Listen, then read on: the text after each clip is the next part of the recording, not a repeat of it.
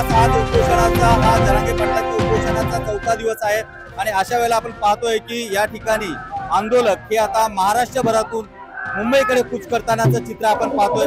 खरोखर हे आहे व्यक्ती या ठिकाणी बाईकवरती 4 झेंडे लावून आलेले आहेत। काय सांगाल, कुठून आलात? आम्ही बीड जिल्ह्यातून शिरोड कासार तालुका या ठिकाणावर आलेलो आहेत।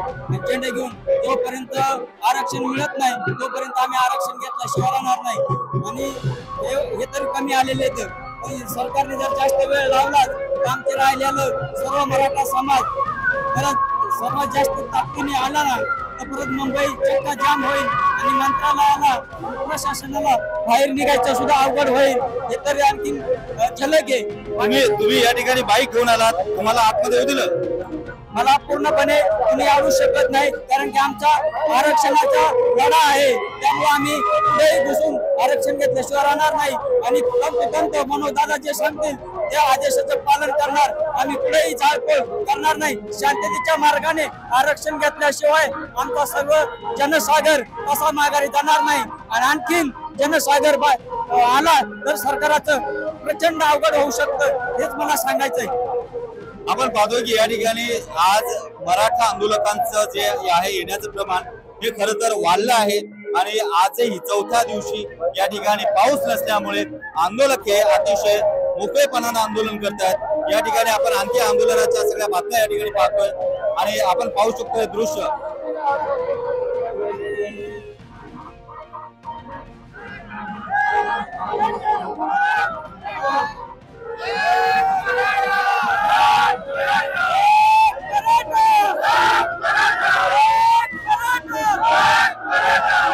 आपण पाहतोय की या मराठा आंदोलकांचा उत्साह आहे अतिशय वाढलेला आहे आणि आज देखील मुंबई पूर्ण जाम केली आहे। मुंबईच्या स्टेशनच्या आजूबाजूचा जो एरिया आहे हा पूर्ण जाम झाला आहे। मराठा आंदोलक मोठ्या प्रमाणात या ठिकाणी त्यात कुठून आलात आपण? परभणी। कधीपासून आहे तिथे? 2-3 दिवस झाले। काय तुम्ही कुठून आलात? मी बीडवरून आलेलो आहे, पाटला सोबत गाडी घेऊन आलेलो आहे। अच्छा, काय इथं काय आंदोलनाची काय दिशा आहे तुमची? पाटील जसं आदेश देशाल तसं आम्ही आदेशचं काम करतो। पाटील सध्याने सांगितलंय शांततेत राहा, नियमाचं पालन करा, पोलिसांना सहकार्य करा। पाटील जसं सांगेल तसं आम्ही काम करत आहोत। आरक्षण घेतल्याशिवाय आम्ही जाणार नाही। काका कुठून आलात तुम्ही? बीड पाठवता। बरं, कधी आलात? आम्ही 4 पाटला संघ आलेलो। आता इथे राहण्याची वगैरे व्यवस्था कशी आहे? राहण्याची मग गैरसोयरी आहे, पण आम्ही आरक्षण घेतल्याशिवाय माघारी हटणार नाही।